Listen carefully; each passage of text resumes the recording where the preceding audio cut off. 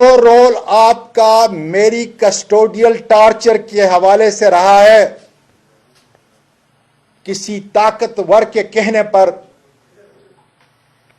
آپ نے جھوٹ اور بناوٹ کا سہارا نہیں لینا، ورنہ قانون اور تحقیق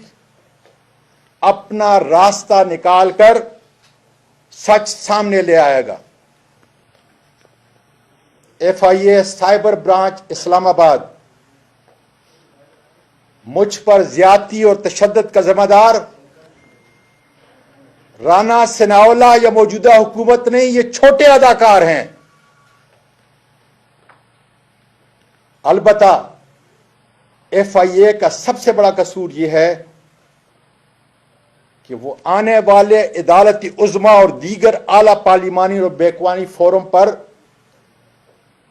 بتائیں گے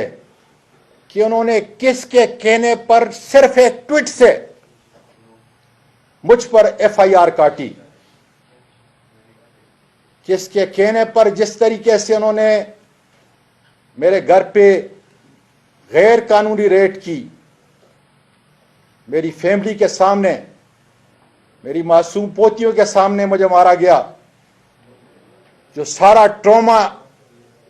ان کی زندگی کا حصہ ہوگا۔ میرے ہاؤس کے ورکر کو بری طرح مارا گیا، اور اس کے بعد سن لیں،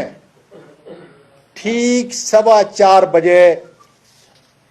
FIA نے کن نامعلوم سفید لباس میں ملبوس ان درندوں کے حوالے کیا جنہوں نے اس جمہوری ملک پاکستان کے اس دار خلافہ اسلام آباد میں، جہاں پارلیمنٹ بیٹھتی ہے، عدالتی عظمیٰ بیٹھتی ہے، اسلام آباد کی عدالت عالیہ موجود ہے، ان سب اداروں کی ناک کے نیچے گوانٹانامو بے کی سیاہ